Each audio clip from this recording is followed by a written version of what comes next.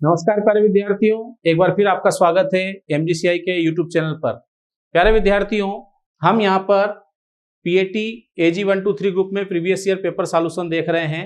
इसमें आज का हमारा जो पेपर है वो है 8/11/2020 का और ये सेकंड शिफ्ट का पेपर है और इसमें AG 2 जो है ये मैं आपको सॉल्व कराने वाला हूँ। AG 2 के अंदर आप देखेंगे क्रॉप प्रोडक्शन आता है, हॉर्टिकल्चर आता है। तो क्रॉप प्रोडक्शन के अधिकतर क्वेश्चन मैं आपको कराऊंगा, कुछ क्वेश्चन आपको लाखन सिंह झाला सर कराएंगे और इसी वीडियो में आप देखेंगे कि हॉर्टिकल्चर के क्वेश्चन भूपेंद्र यादव सर आपके लिए लेकर आएंगे। वीडियो के साथ अंत तक जुड़े रहें ताकि हमारी अच्छे से अच्छी तैयारी हो सके और हम पीएटी में बहुत अच्छा परिणाम दे सकें। तो प्यारे विद्यार्थियों, हम प्रारंभ करते हैं। फर्स्ट क्वेश्चन है यहाँ क्वेश्चन नंबर 8।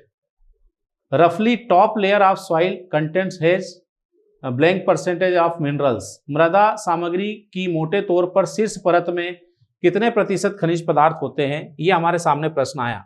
तो सबसे पहले हम लोग बात करते हैं, यहां पर बात चल रही है सॉइल के कंपोनेंट्स की, यहां पर बात चल रही है सॉइल कंपोनेंट्स की। अगर हम लोग बात करें कंपोनेंट्स मतलब हम कह सकते हैं कि यहां बात चल रही है मृदा अवयव जिनसे मिलकर मृदा बनी है उनकी। और ये जो कंपोनेंट्स हैं हम लोग देखें तो ये हमने देखा कंपोनेंट्स 2 टाइप के हैं। फर्स्ट को हमने कहा है सॉलिड, सॉलिड मतलब ठोस, और सेकंड जो है इसको हमने कहा है पोर स्पेस या इसको हम बोल सकते हैं रंध्रावकाश। तो यदि हम बात करते हैं वॉल्यूम बेसिस पर, आयतन की दृष्टि से अगर हम लोग बात करें तो आप देखेंगे कि 50% सॉइल के अंदर सॉलिड होता है और 50% जो है सॉइल के अंदर पोर स्पेस होता है। अब ये जो सॉलिड है इसके अंदर हम देखते हैं कि 2 चीजें आती हैं, एक आता है मिनरल्स और एक क्या आता है तो organic matter. Minerals and organic matter. और स्पेस के अंदर 2 चीजें आप देखोगे रहती हैं, एक होता है वाटर और एक होता है एयर। तो हमसे यहाँ पर बात पूछ रहा है मिनरल्स की, तो हम लोग यहाँ पर देखेंगे 50% अगर ये है तो इसमें से 45% क्या होता है मिनरल्स और 5% जो है ऑर्गेनिक मैटर होता है। तो यहां पर हमारा आंसर हो जाएगा 45%।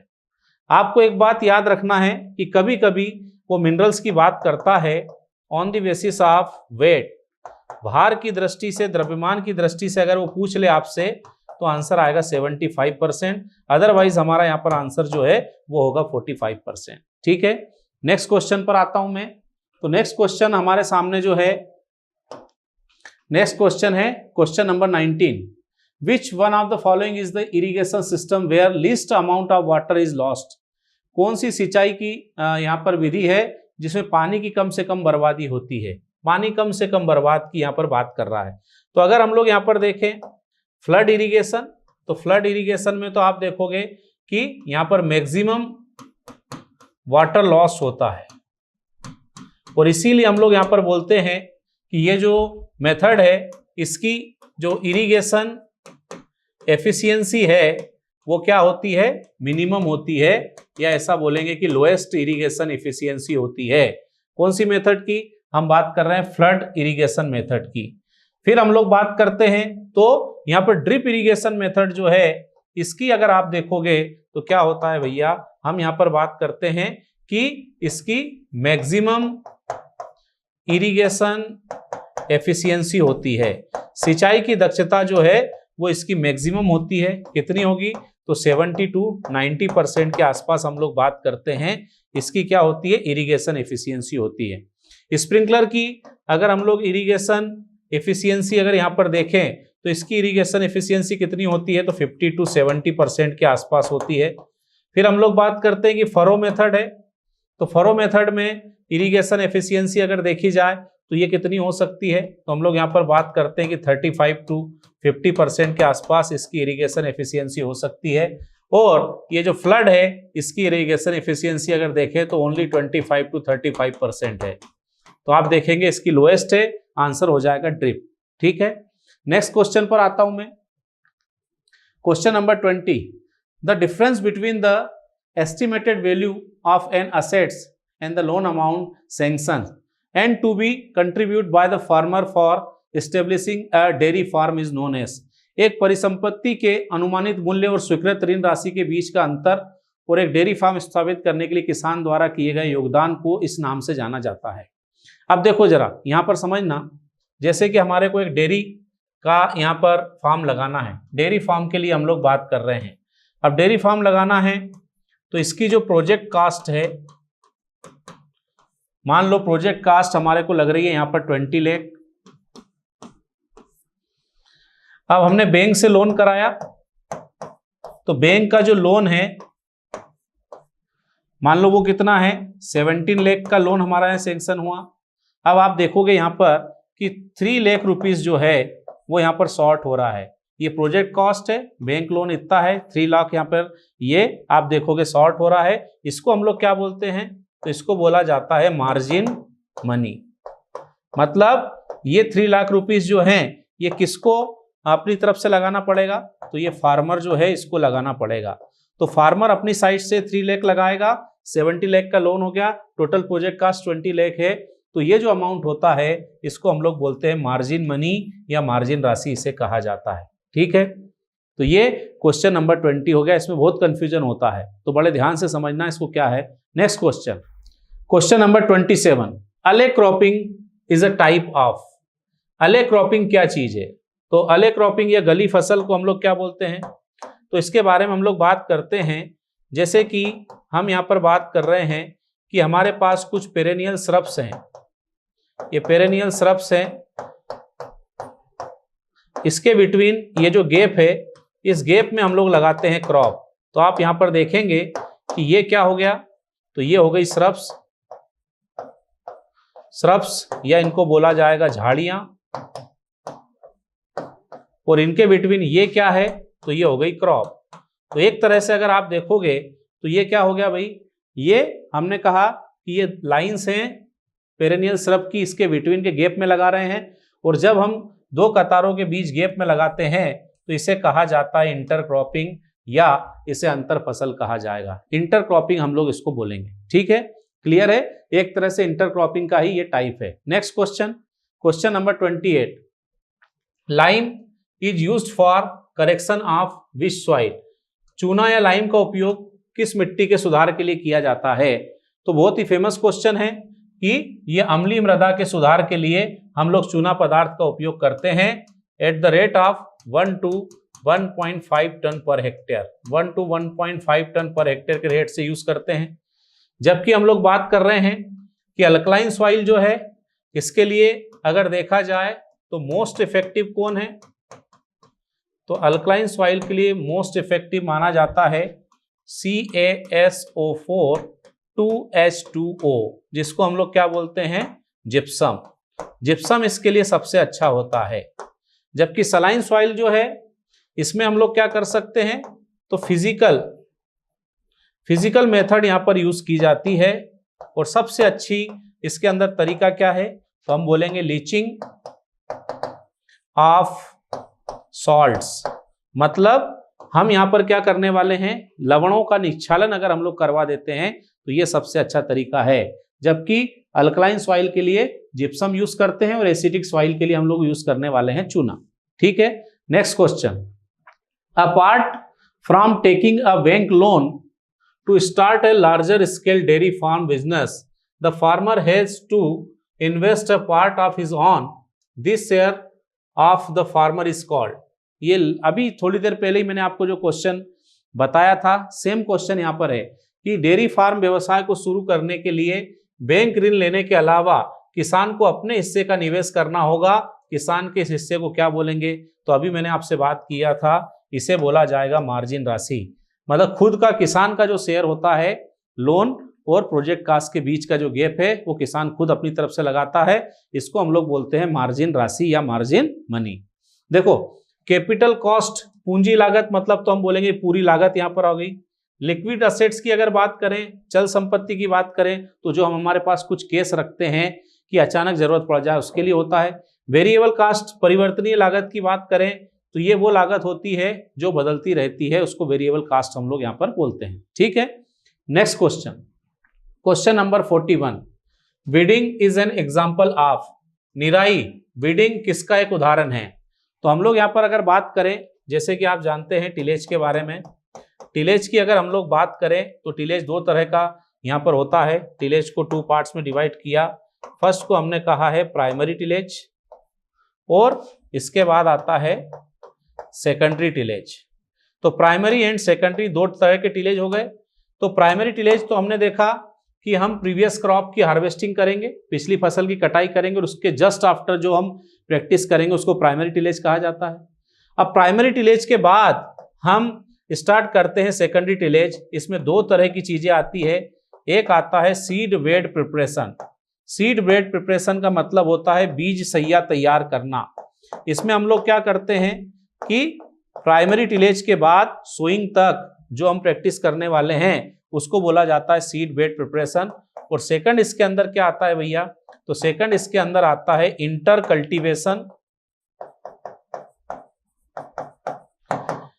या इसको क्या कहा जाता है, इसको बोला जाता है आफ्टर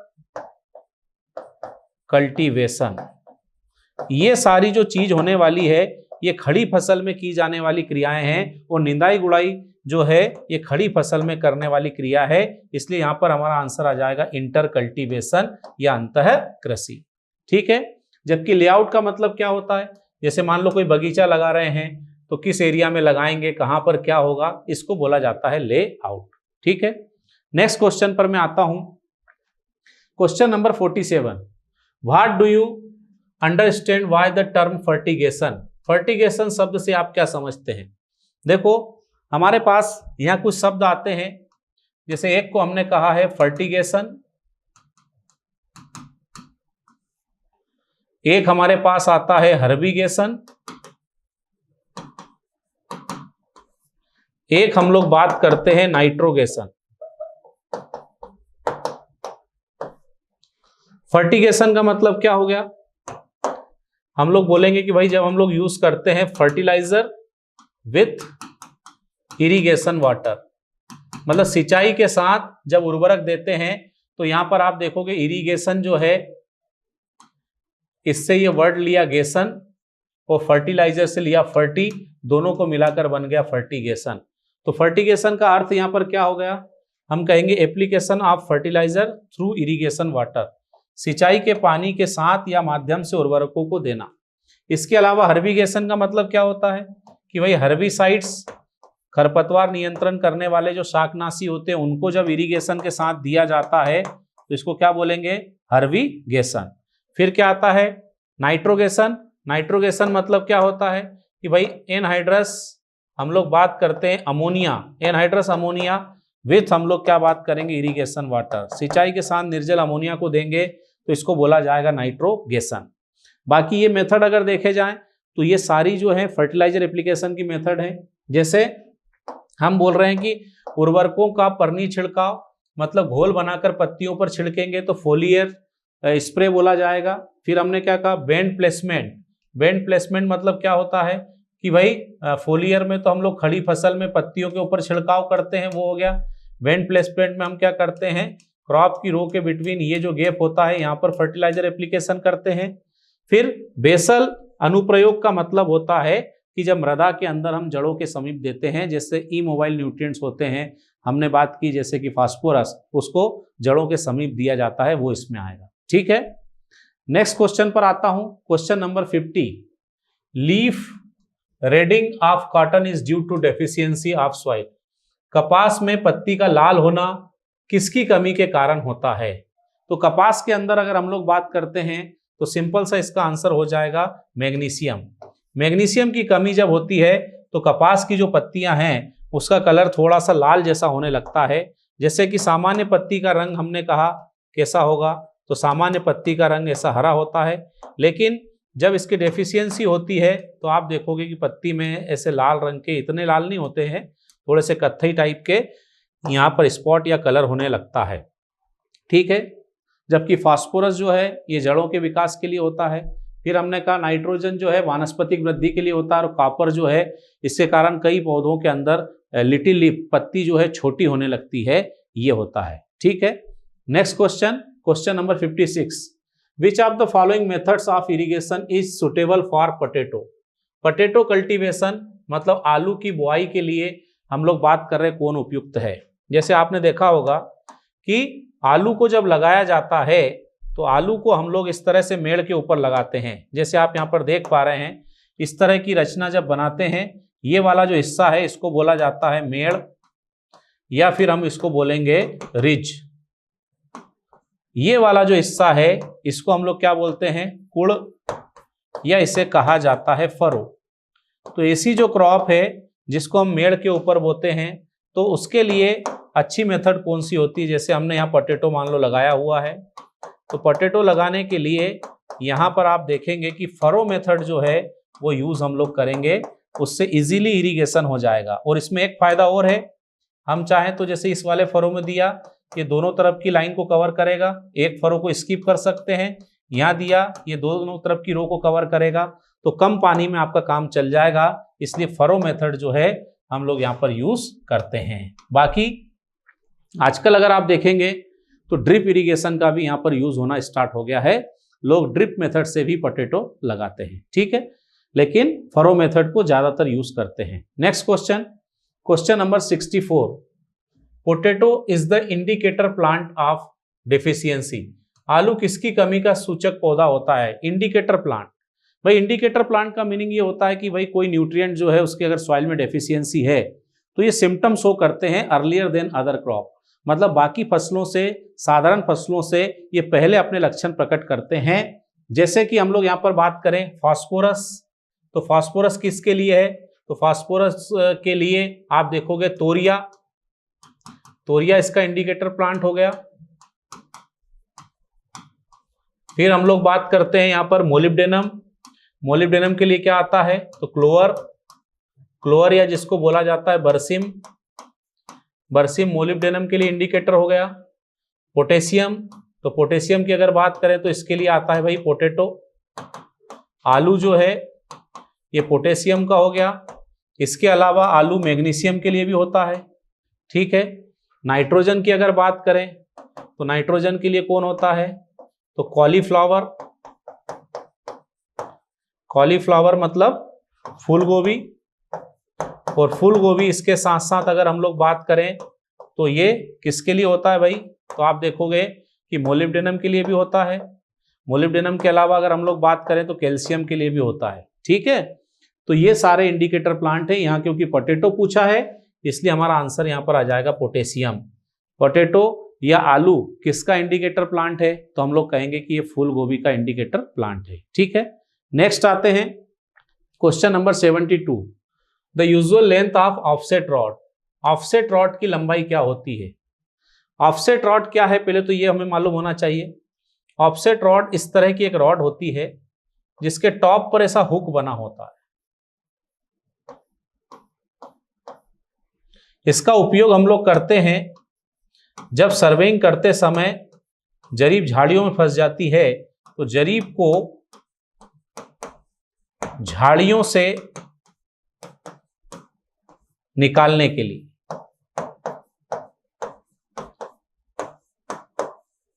जरीब को झाड़ियों से अगर निकालना है तो इसके लिए हम इसका उपयोग करते हैं। जैसे ये जरीब है, ये चेन है, मान लो ये chain struct between shrubs, shrubs के बिटवीन स्ट्रक्ट हो गई, फंस गई, तो हम लोग इस तरह से इसका हुक जो है इसको इसमें अटैच करके झटका मारेंगे, चेन बाहर आ जाएगी।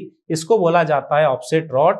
इसकी लेंथ अगर देखी जाए तो ये होती है 3 मीटर या 3 to 4 मीटर इसकी लेंथ होती है, ठीक है।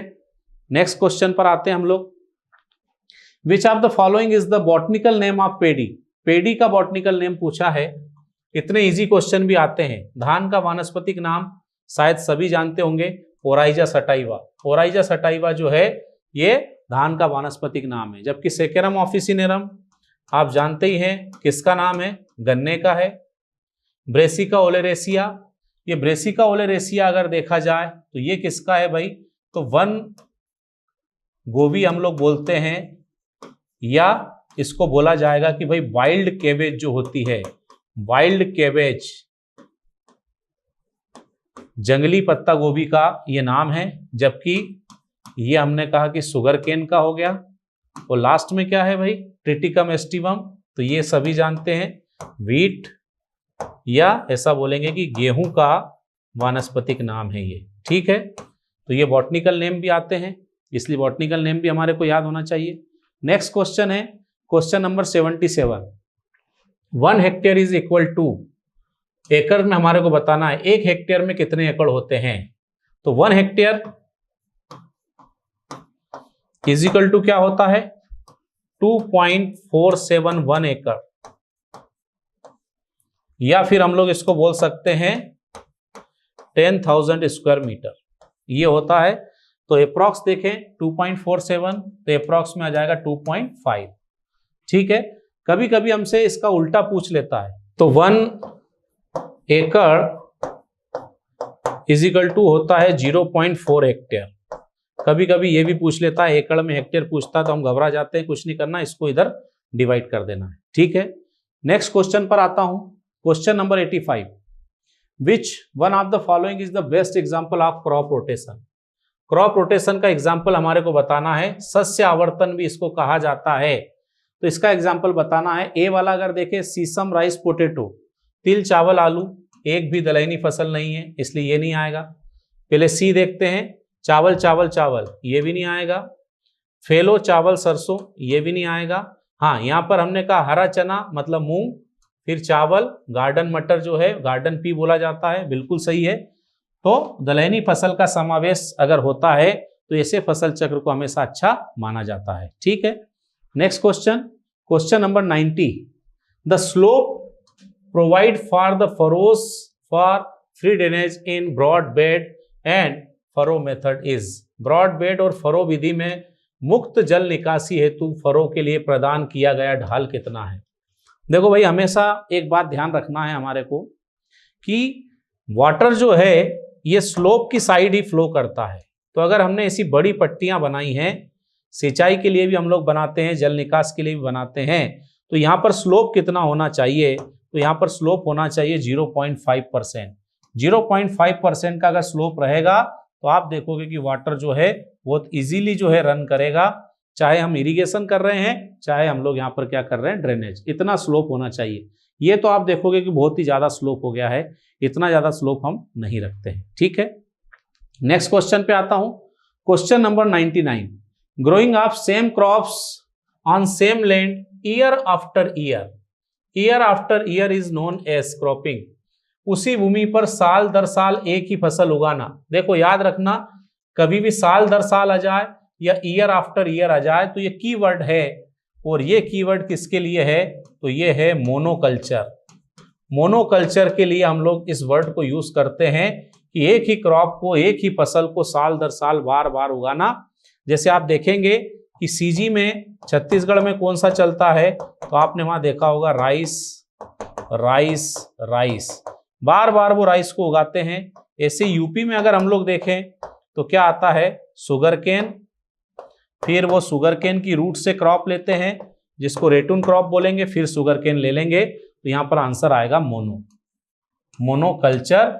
लेकिन यहाँ पर मोनोक्रॉपिंग लिखा है तो भी आंसर यही आएगा। ठीक है, सोलो का मतलब सिंगल होता है, ये नहीं आएगा। सिक्वेंशियल की अगर हम लोग बात करें तो एक के बाद एक क्रम में क्रॉप लेते हैं, इस तरह से एक क्रॉप ली, क्रॉप को हमने फील्ड को प्रिपेयर किया, फिर सेकंड क्रॉप ले ली, उसको बोला जाएगा सीक्वेंस क्रॉपिंग। रिले क्रॉपिंग में आप जानते हो एक क्रॉप की हार्वेस्टिंग के बाद हम सीधे दूसरी क्रॉप की सोइंग कर देते हैं, बीच में हम लोग किसी भी तरह का फील्ड प्रिपरेशन भी करने वाले नहीं हैं। एक क्रॉप की हार्वेस्टिंग की और सेकंड क्रॉप की सोइंग कर देते हैं। यहाँ पर हम क्रॉप की हार्वेस्टिंग करते हैं सीक्वेंस में, फिर फील्ड प्रिपेयर करते हैं, फिर नेक्स्ट क्रॉप की सोइंग करते हैं। ठीक है, नेक्स्ट क्वेश्चन और ये लास्ट क्वेश्चन है, deals with production of various crop. विभिन्न फसलों के उत्पादन से क्या संबंधित है। तो आप जानते ही हो कि फसल उत्पादन का मतलब होता है क्या, तो एग्रोनॉमी। एग्रोनॉमी जो है फसल उत्पादन से संबंधित है, जबकि एनिमल हस्बेंड्री किससे है, एनिमल या इसको बोला जाएगा पशुपालन। इसी तरह से फॉरेस्ट्री किससे रिलेटेड है, तो आप देखोगे फॉरेस्ट से, वन आदि से संबंधित होता है। इसके अलावा होम साइंस तो आप देखोगे अलग ही तरह का साइंस है, घरेलू चीजों को लिए महिलाएं ज्यादातर इस सब्जेक्ट को धारण करती हैं, चुनती हैं। ठीक है, तो इस तरह से हमने यहाँ पर क्वेश्चन देखे, ये फसल उत्पादन से संबंधित प्रश्न में आपके सामने लेकर आया था। कुछ बचे हुए फसल उत्पादन के जो प्रश्न हैं ये आपके सामने लाखन सिंह झाला सर लेकर आएंगे, और इसी वीडियो में आप देखेंगे भूपेंद्र यादव सर को हार्टिकल्चर क्वेश्चन के सॉल्यूशन के साथ। स्वस्थ रहें, मस्त रहें, पढ़ते रहें। बहुत बहुत शुभकामनाएं। Thank you sir. जय हिंद। स्वागत है आपका MGCI के डिजिटल लर्निंग प्लेटफॉर्म पर, जहां पर आज हम लोग बात करने वाले हैं PAT के अंदर जो प्रीवियस ईयर में जो क्वेश्चंस पूछे गए हैं, जो पुराने प्रश्न पत्र जो आए हुए हैं या क्वेश्चन पेपर जो आए हुए हैं, उस पर आज हम लोगों को बात करना है। और ये जो पेपर हुआ था ये हुआ था 8/11/2020 को, और जो पेपर था वो सेकेंड शिफ्ट का ये पेपर है। इसमें जो प्रश्न बचे हुए हैं उन प्रश्नों को आज हम लोग सॉल्व करने वाले हैं। अरविंद सर इससे पहले जो क्वेश्चन है वो सॉल्व आप लोगों को करवा चुके हैं। अब जो है हम इन क्वेश्चंस को सॉल्व करने वाले हैं। 7 नंबर का जो क्वेश्चन है वो है many soils are brown in colour because they contains large amount of. कई जो मिट्टी होती है वो भूरे रंग की होती है क्योंकि इनमें बड़ी मात्रा में होता है। मृदाओं के अंदर ऐसा क्या होता है जिसकी वजह से मृदाओं का रंग भूरा हो जाता है? ऑप्शन दिया है मैग्नीशियम, आयरन, कैल्शियम, कार्बन। अब पहले ऑप्शन की हम लोग बात करते हैं मैग्नीशियम। तो मैग्नीशियम का कंटेंट अगर मृदाओं के अंदर अगर ज्यादा है तो जो मृदाएं होती है उनके ऊपर ज्यादा कुछ फर्क नहीं पड़ता है कलर के ऊपर, इसका कलर कॉम्बिनेशन नहीं बनता है, ठीक है, इसका कलर से ज्यादा कुछ लेना देना नहीं है। फिर भी हम लोग ये मान सकते हैं कि ये जो मैग्नीशियम होता है ये किसके लिए जिम्मेदार होता है? तो ये होता है भैया हल्के काले रंग के लिए जिम्मेदार होता है। क्लियर है क्या? सामान्य तौर पर मैग्नीशियम कलर के लिए रिस्पॉन्सिबल नहीं होता है। आयरन की अगर हम लोग बात करें तो आयरन किसके लिए जिम्मेदार होता है? तो आयरन होता है लाल रंग के लिए। आयरन जो होता है वो लाल रंग के लिए जिम्मेदार होता है। कैल्शियम जो होता है वो सफेद रंग के लिए जिम्मेदार होता है। और अगर कार्बन की हम लोग बात करें तो कार्बन जो होता है किसके लिए जिम्मेदार होता है? वो भूरे रंग के लिए जिम्मेदार होता है। किसके लिए? भूरे रंग के लिए जिम्मेदार होता है, ब्राउन कलर के लिए रिस्पॉन्सिबल होता है। किसके लिए रिस्पॉन्सिबल होता है? ब्राउन कलर के लिए रिस्पॉन्सिबल होता है। तो हमारा जो आंसर है वो क्या जाएगा भैया? कार्बन। अगला है निम्नलिखित में से कौन सा उपकरण मिट्टी की नमी के मापन हेतु उपयोग किया जाता है? Which one of the following instrument is used for measurement of soil moisture. मृदा की नमी अगर मापना है तो उसके लिए कौन सा यंत्र प्रयोग किया जाएगा? सबसे पहला दिया गया है लक्स मीटर। लक्स मीटर का प्रयोग काहे के लिए करते हैं? सौर विकिरण के लिए। सौर विकिरण के लिए लक्स मीटर का प्रयोग होता है। क्लियर है क्या? Solar radiation.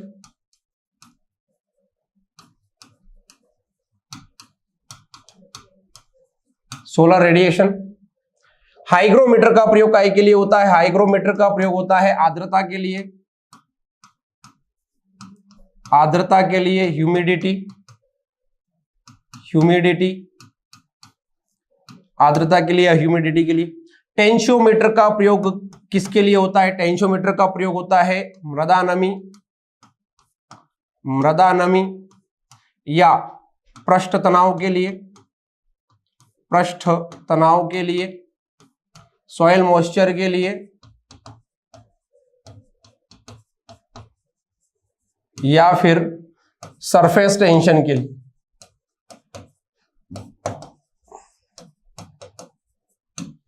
क्लियर है क्या? बैरोमीटर का प्रयोग क्या होता है? बैरोमीटर का प्रयोग काहे के लिए करते हैं? वायुमंडलीय दाब, वायुमंडलीय दाब के लिए। एटमॉस्फेरिक प्रेशर जिसको कहते हैं, एटमॉस्फेरिक प्रेशर के लिए इसका प्रयोग होता है। तो आपका आंसर क्या आ जाएगा? टेंशियोमीटर। क्या आंसर आ जाएगा भैया? टेंशियोमीटर जो है वो हमारा आंसर आ जाएगा। अगला है इन इंडिया द किसान credit card scheme was launched in the year. Bharat में किसान क्रेडिट कार्ड KCC योजना को वर्ष में शुरू किया गया था। किसान क्रेडिट कार्ड जो है ये एक प्रकार की क्रेडिट लिमिट होती है, ठीक है, जो किसानों की छोटी मोटी जो आवश्यकताएं होती है उनके लिए इसका प्रयोग बेसिक वे में किया जाता है। इसको रिपे करने का जो टाइम होता है वो एक क्रॉप जो होती है उसका जो टाइम पीरियड है, इसका रिपे करने का टाइम पीरियड होता है। ठीक है। केसीसी के अंदर अलग अलग ब्याज दर होती है, अलग अलग स्टेट का स्टेट जो होते हैं वो केसीसी के अंदर जो ब्याज होता है उसको बहुत ज्यादा कम रखते हैं, ठीक है क्या।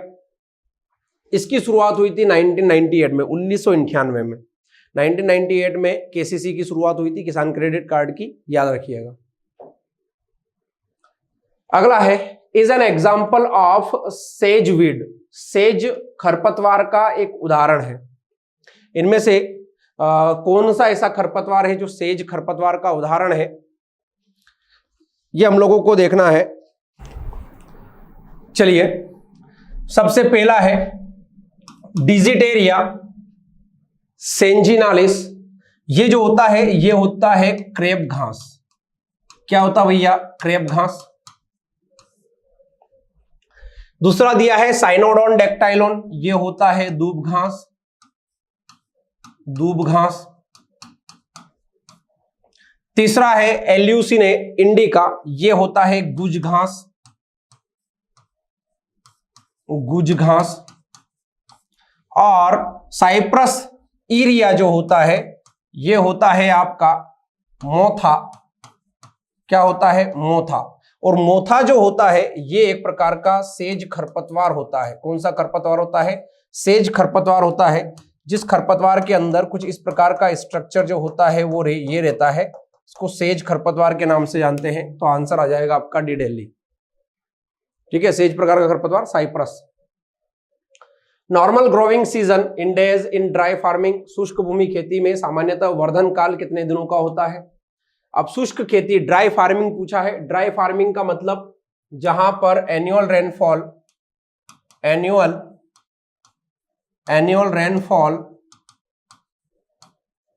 रेनफॉल जो होती है वो 50 सेंटीमीटर या 75 सेंटीमीटर से कम होती है। वार्षिक वर्षा जहां पर 50 सेंटीमीटर या 75 सेंटीमीटर से कम हो उसको शुष्क खेती बोलते हैं।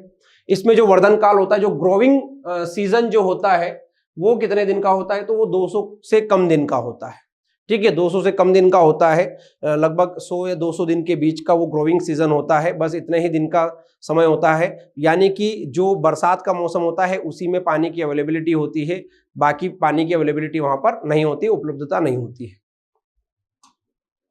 अगला है seed rate of pure mustard is dash KG per hectare. शुद्ध सरसों की फसल का बीज दर किलोग्राम प्रति हेक्टेयर होता है। ये तो याद रखने वाली चीज है, 4 से 6 किलोग्राम प्रति हेक्टेयर के लगभग जो है वो मस्टर्ड या सरसों जो होता है उसका बीज दर रखा जाता है। अगर शुद्ध तौर पर आप सरसों लगा रहे हो तो, मिश्रित तौर पर लगाएंगे तो हम इसको कुछ कम कर लेंगे, लगभग 2 से 2.5 किलोग्राम के लगभग मिश्रित अगर फसल लगा रहे हैं तो बीज दर 2 से 2.5 किलोग्राम हो जाएगी। और अगर शुद्ध तौर पर अगर आप लगा रहे हो तो 4 से 6 किलोग्राम प्रति हेक्टेयर। अगला SSP contains 3 plant nutrients mainly. SSP में 3 पादप पोषक तत्व होते हैं जिनके नाम है। एसएसपी बोले तो सिंगल सुपर फॉस्फेट, एसएसपी बोले तो सिंगल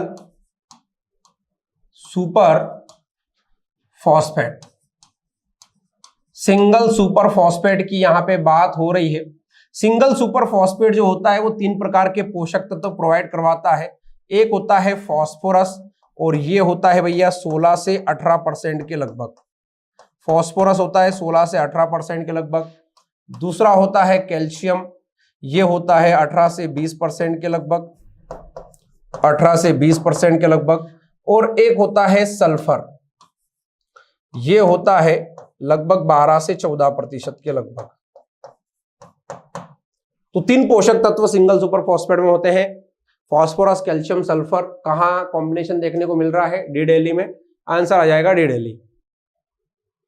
अगला, what is the purpose of किसान क्रेडिट कार्ड। किसान क्रेडिट कार्ड का पर्पस क्या होता है, या किसान क्रेडिट कार्ड लेने का उद्देश्य क्या होता है?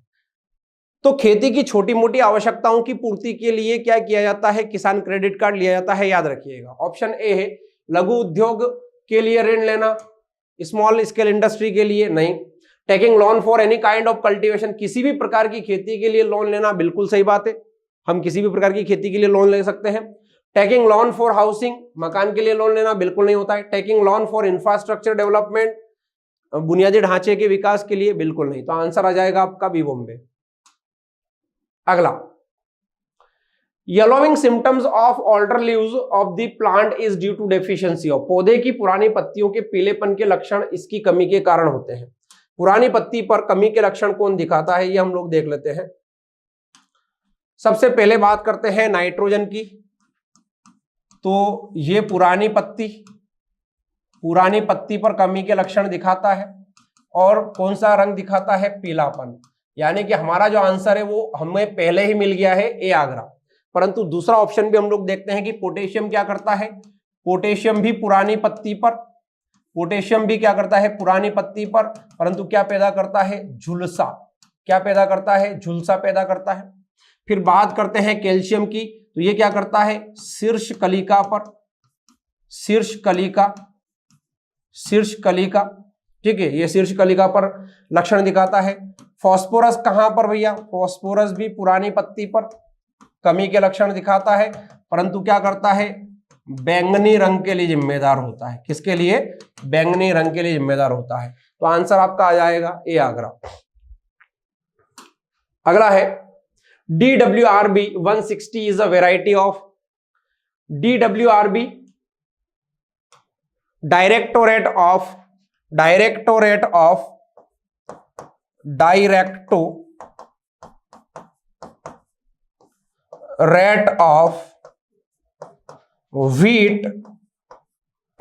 wheat and barley, directorate of wheat and barley, Karnal Haryana. कहां पर है भैया, करनाल हरियाणा में, ठीक है। तो ये जो वैरायटी है DWRB 160, ये किसकी वैरायटी है, तो ये बेसिक वे में किसकी वैरायटी है, बार्ले की, जौ की वैरायटी। किसकी वैरायटी है, जौ की वैरायटी है, याद रखिएगा। किसकी वैरायटी भैया, जौ की वैरायटी है, बहुत महत्वपूर्ण है, ठीक है। अगला है red colour of soil is mainly due to, मिट्टी का लाल रंग मुख्य रूप से किसके कारण होता है। इसके पहले जो हम लोग क्वेश्चन पढ़ चुके हैं, सबसे पहला 7 नंबर का प्रश्न, उसमें मैंने बताया था कि जो आयरन होता है वो लाल रंग के लिए जिम्मेदार होता है। जो आयरन होता है वो किसके लिए जिम्मेदार होता है, लाल रंग के लिए। कार्बन किसके लिए जिम्मेदार होता है, भूरे रंग के लिए। कैल्शियम किसके लिए जिम्मेदार होता है, तो कैल्शियम किसके लिए जिम्मेदार है, सफेद रंग के लिए जिम्मेदार होता है। क्लियर है, चलिए। तो ये 8/11 को जो पेपर हुआ था, ये उसके प्रीवियस ईयर का जो क्वेश्चन पेपर है उसके सॉल्यूशन है। क्लियर है, धन्यवाद, जय हिंद, जय भारत। नमस्कार प्यारे बच्चों, मैं भूपेंद्र यादव आप सभी का MGCI के YouTube चैनल पर बहुत बहुत स्वागत करता हूं। प्यारे बच्चों, जैसे कि आप सभी को विदित है, हम लोग PYQ सीरीज MPPAT के जो प्रीवियस ईयर के पेपर है उनका सॉल्यूशन देख रहे हैं। उसी कड़ी में आज हम बात करने वाले बेटा, जो आपका पेपर हुआ था 8 नवंबर 2020 को, जिसमें हम बात करेंगे AG2, और AG2 में आज हम बात करने वाले सेकंड शिफ्ट, और AG2 में भी हम बात करेंगे किसकी बेटा, दैट इज हॉर्टिकल्चर। चलिए, तो हॉर्टिकल्चर का जो पहला क्वेश्चन है आपकी स्क्रीन पर, is a major acid which present in apple. चलिए जानते हैं सबको बारी बारी से। सिट्रिक अम्ल की बात करें तो ये किसमें किसमें मिलेगा आपको, तो जितने भी सिट्रस फ्रूट होते हैं, जितने नींबू वर्गीय, देन उसके बाद गुआवा में भी आपको कौन सा एसिड मिलेगा, सिट्रिक एसिड मिलेगा। देन बात करें हम टार्टरिक एसिड की बेटा, तो टार्टरिक एसिड किसमें मिल रहा है आपको, ग्रेप्स के अंदर मिलता है, ठीक है। इसके अलावा टेमरिंड बोले तो इमली, ठीक है। तो इमली, अंगूर में टार्टरिक मिल रहा है। अब बचा कौन, सेब, तो सेब में होता है मैलिक अम्ल पाया जाता है, ठीक है। और एसिटिक अम्ल क्या है सर, तो एसिटिक अम्ल जो होता है बेटा, ये विनेगर जो होता है, जिसको हम बोलते हैं एसिटिक एसिड, ठीक है। तो ये विनेगर, सिरका, यह एक परिरक्षी अम्ल है ना, ये परिरक्षण में उपयोग में लाया जाता है। विनेगर का यूज कहाँ होता है, तो फ्रूट एंड वेजिटेबल के प्रिजर्वेशन में, परिरक्षण में हम प्रयोग करते हैं। और विनेगर के अंदर एसिटिक एसिड की मात्रा होती है 4 to 6% तक। चलिए, और विनेगर की कितनी यूज करना चाहिए प्रिजर्वेशन में, तो 2 to 3%। कितनी मात्रा परिरक्षण में या प्रिजर्वेशन में यूज करनी चाहिए, दैट इज 2 to 3%, ठीक है।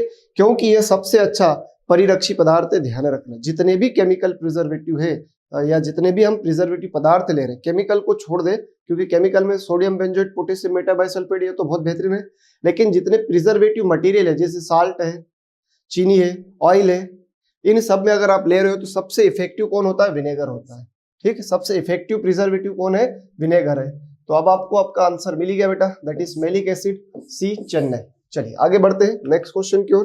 देखते हैं बेटा, स्क्रीन पर है, which one of the following is the grass commonly used in India for lawn preparation. Bharat में कौन सी घास है जो जनरली यूज में लाई जाती है? तो दैट इज दूब घास, साइनोडान, डेक्टाइलॉन, ग्रेमिनी परिवार, पोएसी परिवार की घास है, जिसको हम बरमुंडा घास के नाम से भी जानते हैं। ये भी आप अच्छे से याद रखना। और ये कहां पर यूज की जाती है? जहां पर खुली अवस्था हो, सनशाइन हो, तो हम बोल सकते हैं खेल के मैदान के लिए भी सर्वोत्तम यही है। और छांव के लिए बात करें, छाया वाला रीजन है, तो वहां कौन सी लगाना चाहिए हमें? तो छायादार जहां पर शेड रीजन है, ठीक है, छांव है, वहां पर हमें लगाना चाहिए कौन सी घास बेटा? तो छांव वाले शेड रीजन में लगाई जाती है डाइकेंड्रा, डाइकेंड्रा। ठीक, चलिए, तो इसका राइट आंसर क्या हो गया अपना? डी हो गया बेटा। चलिए, जेली के लिए कौन सी सामग्री सबसे महत्वपूर्ण है? Which one of the following ingredient is most important for jelly preparation. Jelly के लिए सबसे इंपॉर्टेंट कौन है? तो जेली के लिए सबसे इंपॉर्टेंट होता है पेक्टिन। व्हाई? बिकॉज जेली में जो जमने का गुण आता है, जेली की जो सेटिंग होती है, वो सेटिंग कौन करा रहा? पेक्टिन। तो यहाँ मीडिएटर का काम कौन कर रहा है? पेक्टिन। अगर पेक्टिन नहीं है तो जेली जमेगी नहीं। जेली के जमने का गुण केवल और केवल पेक्टिन के कारण आता है। जेली के जमने का गुण केवल और केवल पेक्टिन के कारण आता है। तो जेली बनाने के लिए सबसे इंपॉर्टेंट इंग्रेडिएंट कौन होता है? पेक्टिन, जिसको हम बोलते हैं असीलेस। और जो फ्रूट जूस हम ले रहे हैं उसमें जनरली पेक्टिन की मात्रा होनी चाहिए 0.5 से 1%। और एक आदर्श जेली में, ये तो फ्रूट जूस जो हम ले रहे हैं उसमें बात हो रही है बेटा, जो फ्रूट जूस जेली बनाने के लिए जलीय रस ले रहे फलों का, उसमें पेक्टिन की मात्रा 0.5 से 1 होनी चाहिए। लेकिन एक आदर्श जेली में पेक्टिन आ जाए, आंसर अपना जाएगा 1। आदर्श या आइडियल जेली में, आदर्श या आइडियल जेली में पेक्टिन होना चाहिए तो 1%। बनाते समय जो फ्रूट जूस लेंगे तो इतना पेक्टिन होना चाहिए, लेकिन बनने पर अगर एक चुनना पड़े तो 1% उसके अंदर पेक्टिन होना चाहिए। क्या होना चाहिए? पेक्टिन, ये बात ध्यान रखना। और पेक्टिन किन से मिलता है? तो आप सभी जानते हो, pectin are present in the firm ripe fruit cell. जो फ्रूट की होती है, फर्म राइप सेल्स होती है, उनके अंदर मिलेगा। ओवर राइप में भी नहीं लेना है और इमेच्योर में भी नहीं लेना। हमेशा अध पका फल ही जेली बनाने के लिए अच्छा माना जाता है, जिसको हम अंग्रेजी में बोलते हैं फर्म राइप। चलिए, शर्करा की मात्रा बात करें तो जेली में, एक तैयार जेली में एंड प्रोडक्ट के रूप में देखें तो 65% तक शुगर होना चाहिए, तभी इसका TSS कितना निकल कर आता है बेटा? 65। ठीक। और सॉल्ट की बात करें तो जनरली मिलाया नहीं जाता, ये तो नमक जो होता है अचार या मटर की कैनिंग में यूज किया जाता है, जनरली 1 to 3% या 2 to 3%। मटर की कैनिंग हमेशा 2 to 3% पर की जाती है। नॉर्मली 1 to 3% पर सभी की कैनिंग होती है, लेकिन मटर की 2 to 3 पर होती है। और जेली बनाने के लिए हम फ्रूट पल्प नहीं लेते हैं, फ्रूट पल्प जैम बनाने के लिए लेते हैं। और कितना पल्प लेना चाहिए जैम बनाने के लिए? तो 45%। और जेली बनाने के लिए हम क्या लेते हैं बेटा? फ्रूट जूस लेते हैं, ये कितना लेना चाहिए? 45%। दोनों ध्यान रहेगी बात। चलिए आगे बढ़ते हैं। The concentration of brine solution for Canning of vegetables should be. सब्जियों की कैनिंग के लिए नमकीन ब्राइन घोल होना चाहिए। तो अभी आपको पढ़ा है थोड़ी देर पहले, 2% आएगा। ठीक है, ध्यान रहेगी बात। और ब्राइन का जो सॉल्यूशन होता है, इसको किससे मेजरमेंट करते हैं? That is salometer. सिलोमीटर। नमक के घोल की सांद्रता को कौन से मीटर से मापा जाता है? तो नमक के घोल की सांद्रता को मापा जाता है बेटा सिलोमीटर से। The special pruning technique of removal over crowding और इंटरलिम्बिंग ब्रांचेस इज नोन एज।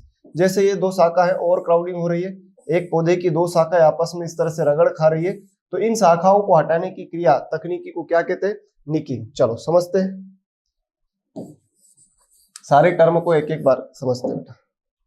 पहला लिखा है निकिंग, ठीक है, तो निकिंग की जाती है एप्पल में, ये बात भी इंपॉर्टेंट है। और इसमें जैसे ये फ्रूट बड है बेटा, सपोज दैट मान लीजिए फ्रूट बड है, तो इस फ्रूट बड के लोअर पोर्शन पर, कौन से पोर्शन पर? लोअर पोर्शन पर वी आकार का चीरा लगाया जाता है। ठीक है, अब ये इससे अच्छी क्वालिटी इंड्यूस होती है, इसलिए कर रहे बेटा।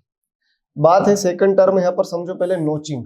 नोचिंग किया जाता है फिग में, फिग बोले तो अंजीर, ठीक है, फिग बोले तो अंजीर। अब फिग नोचिंग में क्या होता है बेटा, ध्यान देंगे तो इसमें हम क्या करते हैं, जो भी बड होती है उस बड के अपर पोर्शन पर इस तरह से कट लगाते हैं। तो ये अपर पोर्शन पर यदि हम कट लगा रहे हैं तो वो हो रहा है बेटा आपका नोचिंग, और लोअर पोर्शन पर लगा रहे हैं वो हो रहा निकिंग। निकिंग नीचे याद रखना। अरे न्यूटन साहब कहाँ बैठे थे बेटा, नीचे बैठे थे सेब के नीचे, आपने पढ़ा होगा फिजिक्स में, न्यूटन साहब बैठे थे ऊपर सेब टप का, तो निकिंग नीचे सेब में, याद रखना, और नोचिंग अंजीर में, याद रहेगी मेरी बात। चलिए अब बात है बेटा डी हॉर्निंग, तो इसका आंसर तो बचा डी हॉर्निंग। क्यों बचा, चलो डी हॉर्निंग का मतलब तो बछड़े में भी होता है सर, सिंग रोदन बछड़े का करते श्रृंग कली का, बिल्कुल सही बात है बेटा। लेकिन यहाँ पर जब आपस में शाखा एक दूसरे के गले पड़ रही है और अपने सामने कोई किसी के गले मिले तो बर्दाश्त तो होगा नहीं, तो अपन उन शाखाओं को क्या कर देते, कट कर देते। तो मोटी शाखाओं को या शीर्ष शाखाओं के हॉर्न जैसी स्ट्रक्चर को काट देना डी हॉर्निंग कहलाता है। अब बचा क्या, टॉप वर्किंग। तो टॉप वर्किंग की अगर बात करें शीर्ष उपरोपण की, शीर्ष उपरोपण टॉप वर्किंग की यदि बात की जाए तो ये बेटा जीर्णोद्धार का या रिजुविनेशन का एक तरीका है। ओल्ड ऑर्चर्ड को नए ऑर्चर्ड में बदलने की एक प्रक्रिया है, पुराने अनुत्पादक को उत्पादक में बनाने की एक क्रिया है। टॉप वर्किंग जनरली बेर और मैंगो में की जाती है, ये बात भी आपको ध्यान रखना है। शीर्ष उपरोपण, ठीक है, ये रिजुविनेशन या जीर्णोद्धार का एक तरीका है जो जनरली आम और बेर में किया जाता है। तो हाल फिलहाल आपको आंसर मिल गया बेटा, और ये सारे टर्म इंपॉर्टेंट हो सकता है इन्हीं में से इस साल कोई ना कोई क्वेश्चन पीएटी में आ जाए। चलिए, बनाना इज कमर्शियली प्रोपागेटेड, तो बनाना का जो कमर्शियली प्रोपागेशन होता है वो तो होता बेटा किससे, स्वार्ड सकर से। किससे होता है, तो स्वार्ड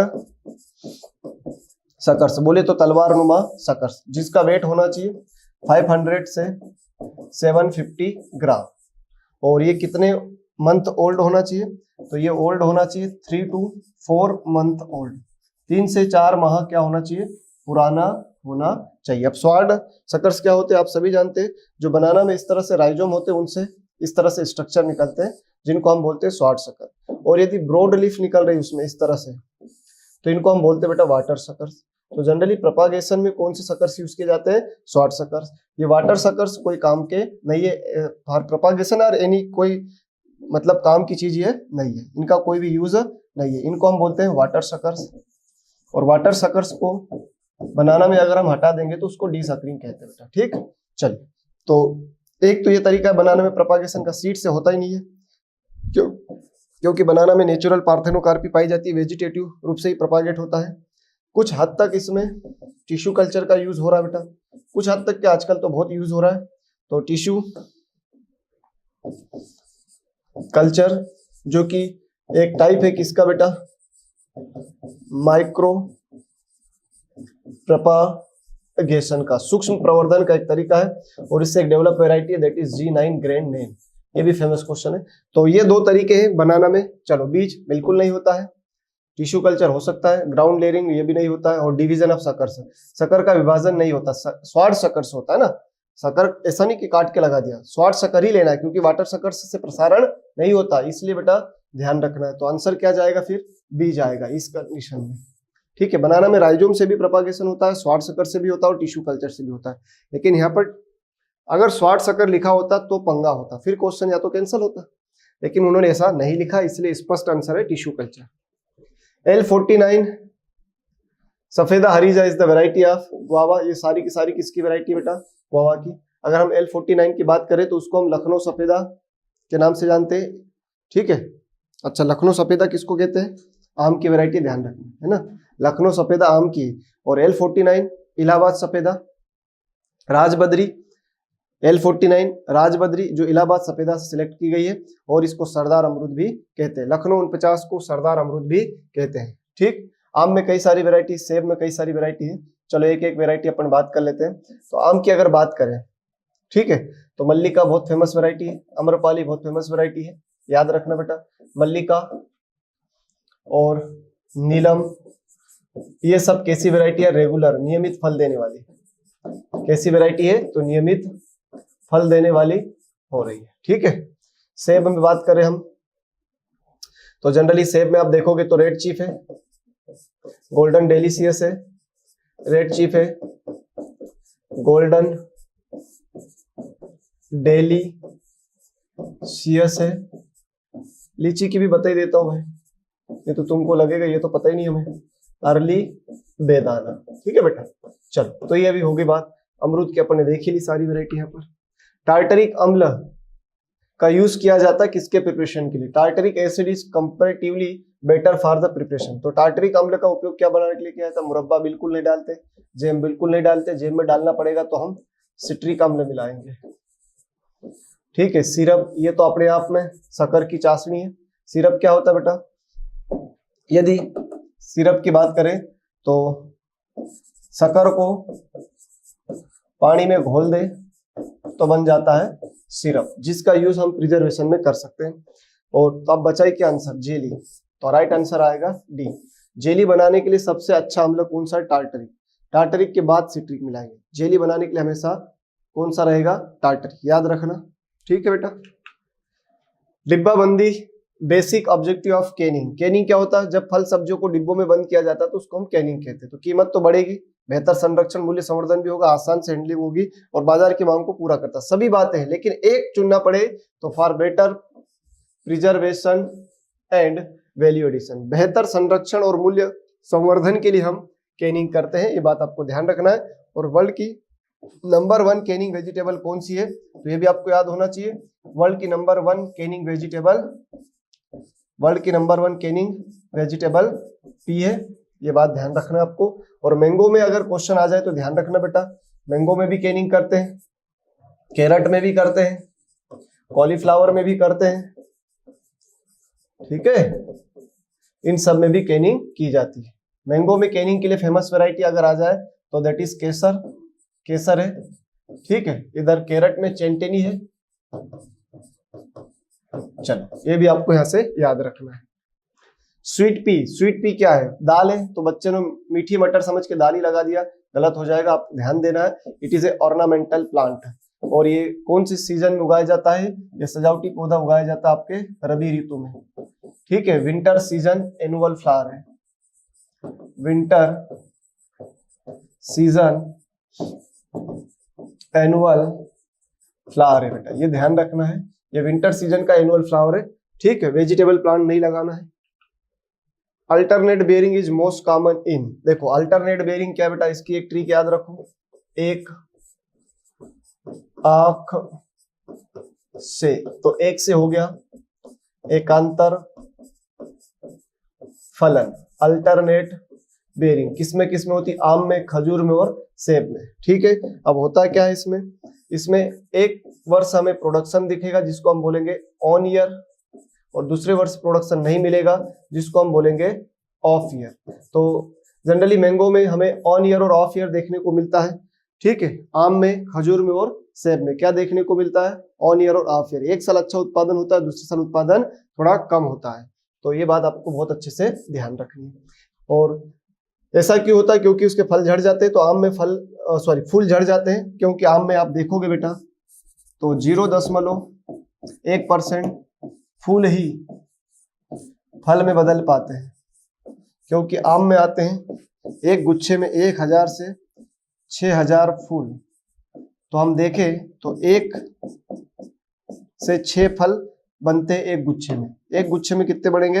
1 से 6 फल बनेंगे, बाकी सब झड़ जाते हैं। तो 99% जो फूल होते हैं अमरूद में, 99.9% फूल क्या हो जाते हैं? झड़ जाते हैं।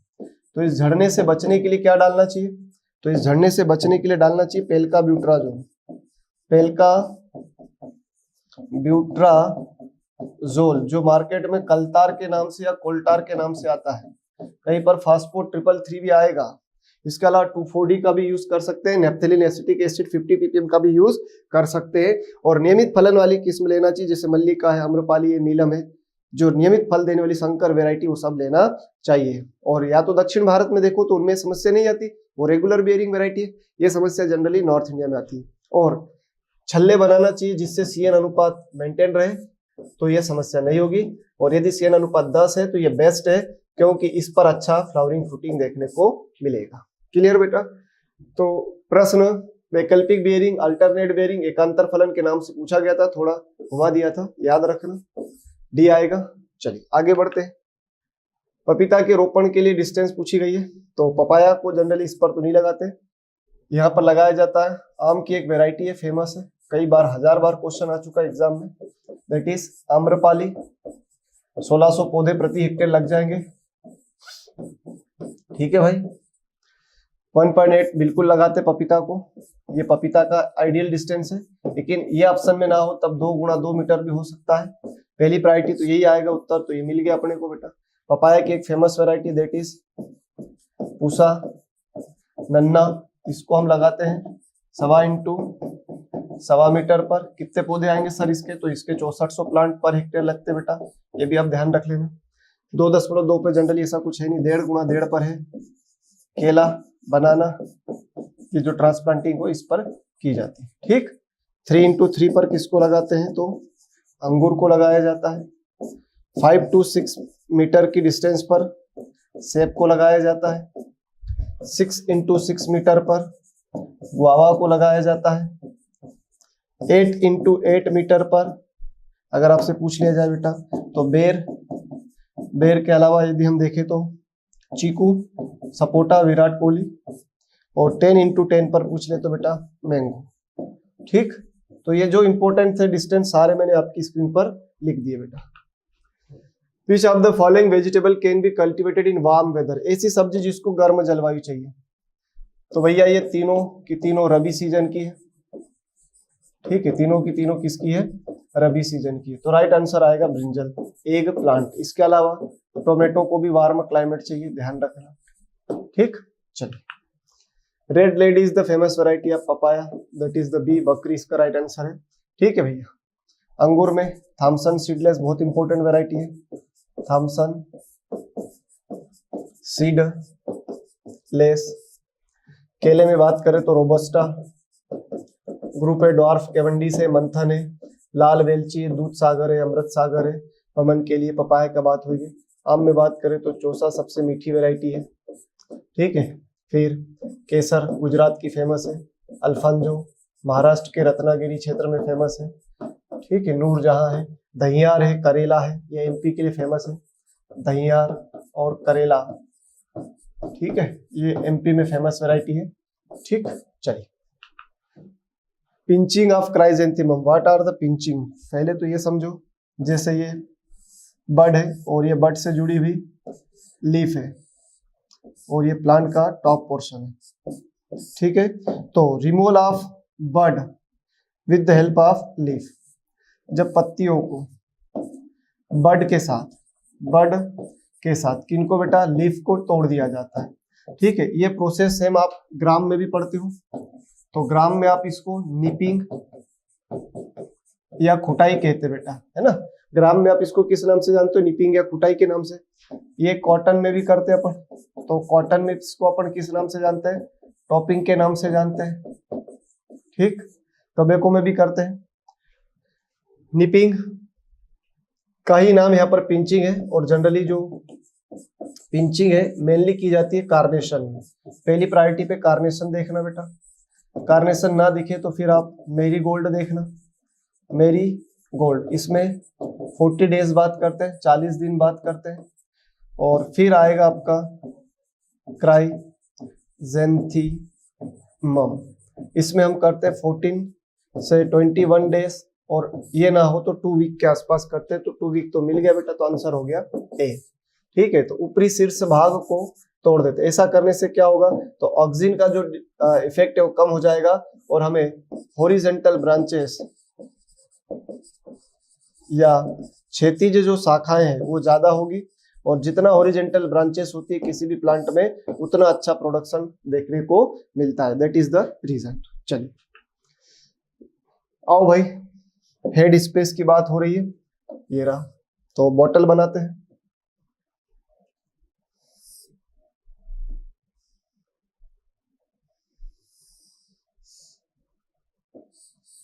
किसी भी प्लांट में कोई लिक्विड अगर हम भर रहे हैं तो पूरा नहीं भरा जाता। वाई? क्योंकि जब आप फ्रीजर में या इसमें रखोगे तो बर्फ बनेगी, ये इसका आयतन बढ़ेगा और ये कांच की बोतल है तो फट जाएगी। तो इसको फैलने के लिए कुछ जगह दी जाती है, वो खाली जगह को ही बोला जाता है हेड स्पेस। और ये हेड स्पेस कितना रखना चाहिए? तो ये हेड स्पेस रखना चाहिए 0.3 to 0.5 सेंटीमीटर, 0.3 से 0.5 सेंटीमीटर। तो राइट आंसर क्या है भैया? ये रहा सी, चेन्नई। ठीक, चलिए कौन सी सब्जियों में कैरोटीनॉइड परसेंट ज्यादा होता है? तो हाईएस्ट जो कैरोटीन होता है वो कैरेट के अंदर ही होता है, और ये इसी से क्या बनता है बेटा? विटामिन ए बनता है। और इसी ये आप सब जानते हैं हाईएस्ट विटामिन ए या कैरोटीनॉइड्स किसमें मिलता है? गाजर में। ठीक, तो गाजर में कितना विटामिन ए मिलता है? 28,129 IU मिलता है। ठीक है, ब्रिंजल की बात करें तो इसमें विटामिन बी अच्छा मिलता है, ध्यान रखना। फूल गोभी में भी अपना विटामिन ए और सी मिलते हैं। ठीक है, टमाटर के अंदर विटामिन सी होता है। सिर्फ टमाटर का सबसे अच्छा क्वेश्चन तो लाइकोपिन का बेटा, कौन सा पिन? लाइकोपिन, लाल रंग टमाटर का। चलिए टमाटर का नेचर कैसा होता है तो ये भी जान लो, अम्लीय होता है। टमाटर का जो नेचर होता है वो अम्लीय होता है, एसिडिक नेचर की है, अम्लीय सब्जी है। ठीक है बेटा, चलिए तो राइट आंसर हो गया आपका A. Which of the following is an example of summer season ornamental plant? ग्रीष्म ऋतु का सजावटी पौधा है तो पेंसी, कैलेंडुला और स्नैपड्रैगन। तो पेंसी और कैलेंडुला तो जनरली आपका जाएगा किस सीजन में? ये आपका जाएगा विंटर में। ये तो जनरली कंफर्म है कि विंटर सीजन का है। और पूरी दुनिया जग जाहिर है कि कोचिया को ग्रीष्म मौसम में या ग्रीष्म ऋतु में ब्यूटीफुल लीफ के लिए, सुंदर पत्तियों के लिए उगाया जाता है बेटा। ठीक है, इसको सुंदर पत्तियों के लिए उगाया जाता है। कोचिया बहुत सुंदर होता है, अगर आप इसको ध्यान से देखोगे इसी बारीक बारीक इसमें पत्तियां रहती है और बहुत महीन सुंदर दिखाई देता है। ठीक है, इस तरह का ही होता है। तो ये ग्रीष्मकालीन मौसम में सुंदर पत्तियों के लिए उगाया जाता है। कौन? कोचिया जीनिया। ठीक है, और विंटर सीजन में तो आपके पेंसी है, कैलेंडुला है, कैंडी टफ्ट है, चाइना एस्टर है, ये सब गजेन है, गजेनिया है, स्वीट पी है, स्वीट सुल्तान है, ये सब आपके विंटर के हैं। तो आंसर मिल गया बेटा। चलिए आगे बढ़ते हैं। Pitaya Hylocereus species is an plant. तो जो पिताया अनाज नहीं है, सजावटी भी नहीं है, वानस्पतिक भी नहीं है, फ्रूट है। और ये किसकी बात हो रही बेटा? तो ये बात हो रही किस फल की? ड्रैगन फ्रूट की। ड्रैगन फ्रूट, पिताया हेलियोडेरस या हेलियोडेरस कंसुगिनस, जो कैक्टेसी परिवार का है, कैक्टेसी परिवार का सदस्य है।